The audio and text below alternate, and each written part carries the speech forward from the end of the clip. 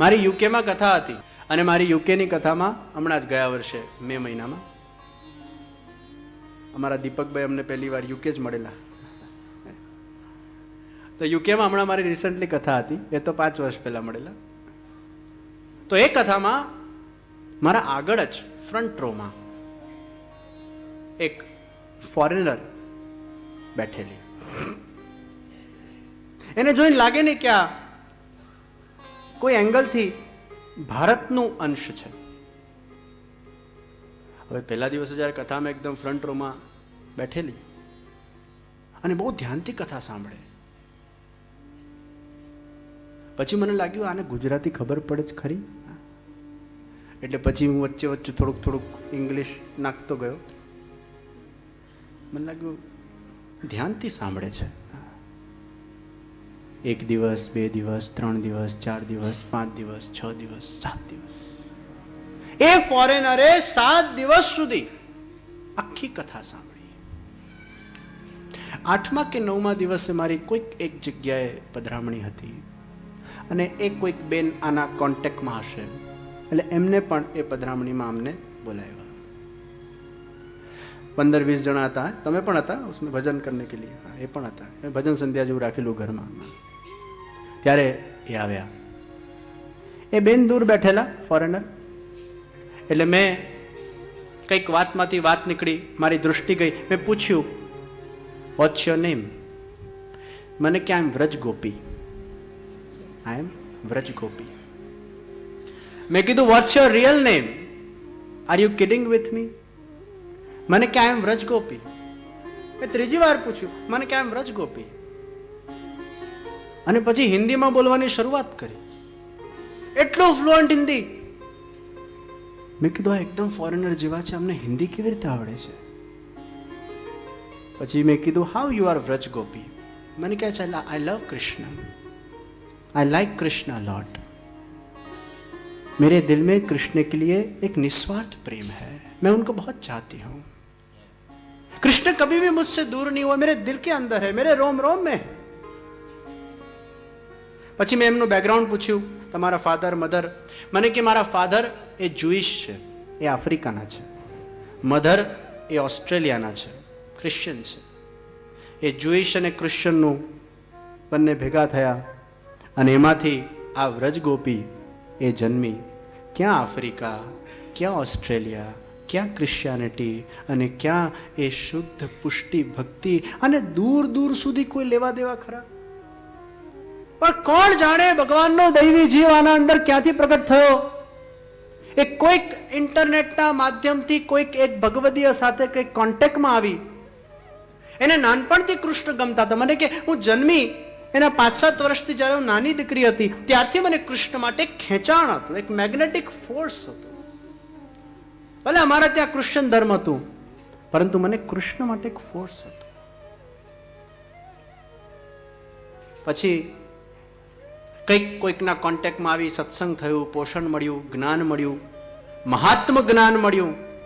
શ્રવણના માધ્યમથી વ્યક્તિને મહાત્મ જ્ઞાન થાય છે. એના વિશ્વાસમાંથી મહાત્મ જ્ઞાન થાય અને મહાત્મ જ્ઞાનમાંથી શ્રદ્ધાનું પ્રાગટ્ય થાય અને શ્રદ્ધામાંથી અનુભૂતિ થાય. અને મને કહે છે, મારી ઉંમર 35 વર્ષની છે. હું યુકેમાં એક ગુજરાતી છોકરા સાથે, વૈષ્ણવ છોકરા સાથે મારા લગ્ન થયા છે અને હું 16 ગ્રંથોને જાણું છું, વેદ ઉપનિષદને જાણું છું. મેં ખૂબ અધ્યયન કર્યું છે. અહીંયા યુકેમાં પુષ્ટિ માર્ગના 16 ગ્રંથો પર હું ક્લાસીસ ચલાવું છું. આપના ધ્યાનમાં કોઈ હોય તો એને મોકલજો.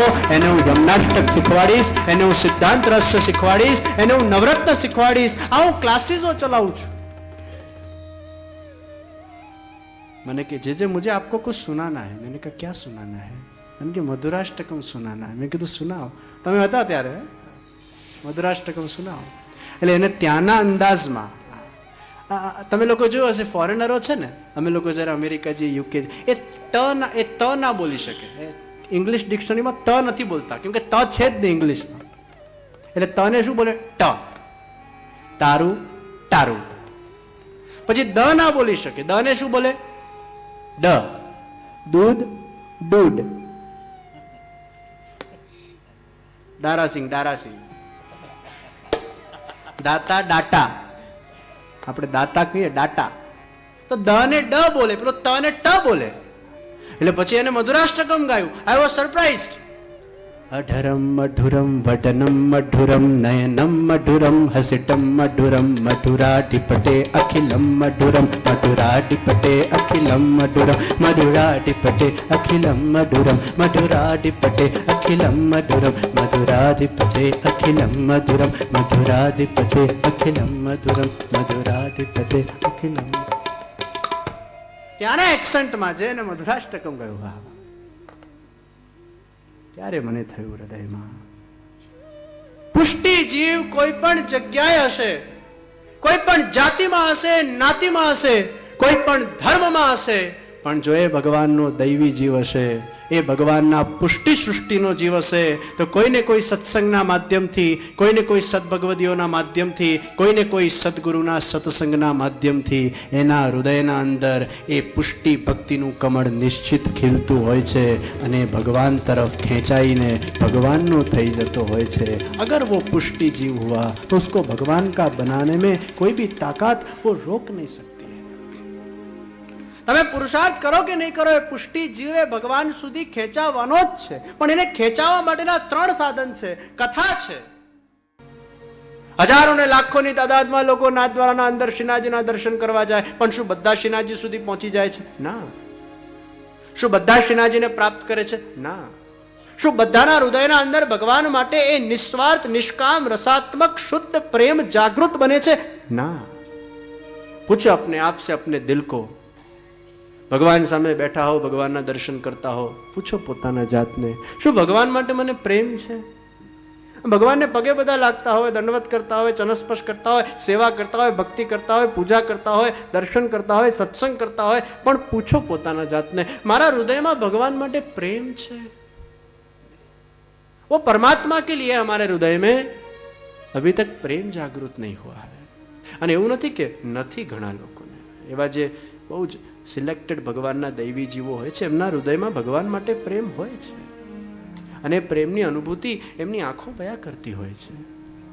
ઠાકોરજીની સેવા કરે, આંખમાંથી અશ્રુઓ પડે, વિરહનો અનુભવ થાય, હે ભગવાન તું મને ક્યારે સાક્ષાત દર્શન આપશે? હે ભગવાન તારો મને ક્યારે અનુભવ થશે? આ વિરહનો અનુભવ થાય, પ્રેમનો અનુભવ થાય, આંખમાંથી અશ્રુઓ વહા કરે. એવા ઘણા સિલેક્ટેડ જીવો હોય છે ભગવાનના, જેના હૃદયમાં એ ભગવાનનો પ્રેમ જાગૃત થાય છે, પણ બધામાં નથી થતું. તો કોણામાં એ ભગવાનનો પ્રેમ જાગૃત થાય છે? જે ભગવાનના શુદ્ધ પુષ્ટિ જીવો છે, એમના હૃદયમાં ભગવાન માટે પ્રેમ જાગૃત થાય છે.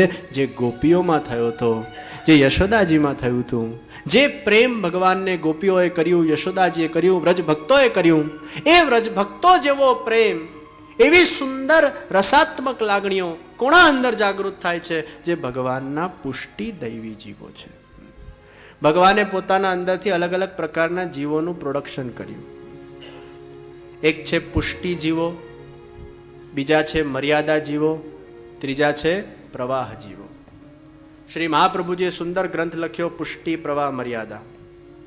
જે ભગવાનના પુષ્ટિ જીવો છે, જે ભગવાનના ક્યાંથી નીકળ્યા છે? શ્રીઅંગમાંથી નીકળ્યા છે.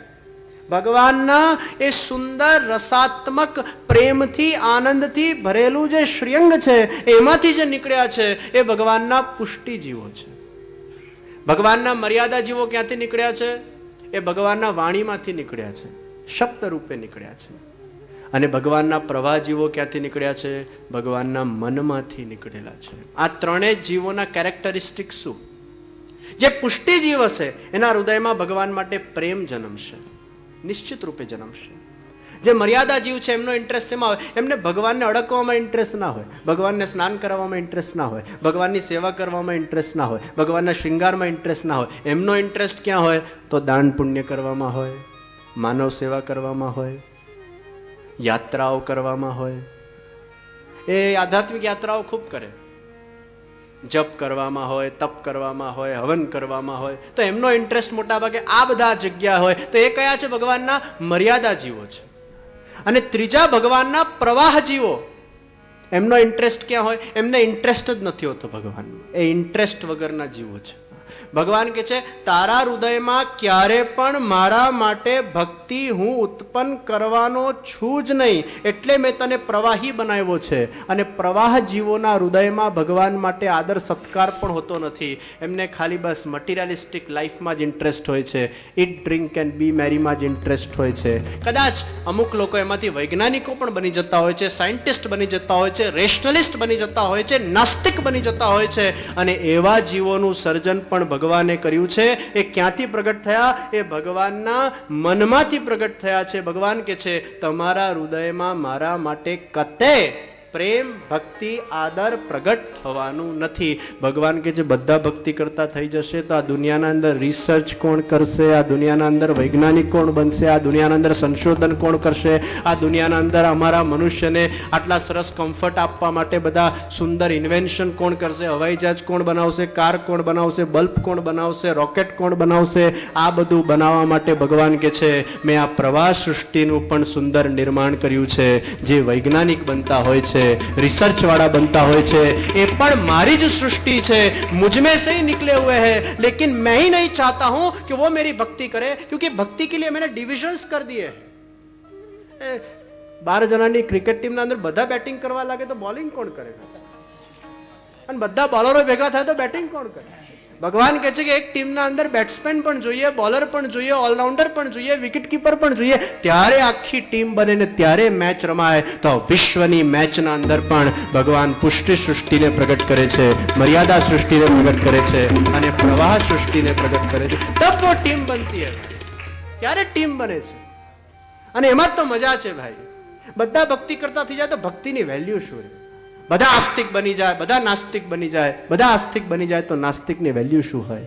રાત છે તો દિવસની વેલ્યુ છે, દુઃખ છે તો સુખની વેલ્યુ છે, અશાંતિ છે તો શાંતિની વેલ્યુ છે, પ્રવાહ સૃષ્ટિ છે તો પુષ્ટિ સૃષ્ટિની વેલ્યુ છે, નેગેટિવિટી છે તો પોઝિટિવિટીની વેલ્યુ છે, માઇનસ છે તો પ્લસની વેલ્યુ છે. ભાઈ તો વેલ્યુને ઊભું કરવા માટે પણ ફિલ્મના અંદર વિલન હોય તો હીરોની વેલ્યુ છે. ભાઈ બધા હીરો બની જાય તેની વેલ્યુ, વિલન જોઈશે.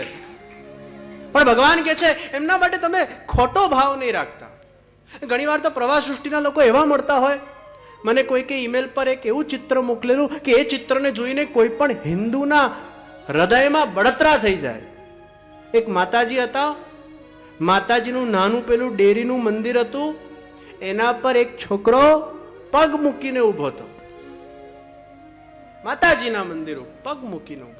આપણને હિન્દુના નાતે આપણું લોહી ગરમ થઈ જાય કે આવા છોકરાઓ છે.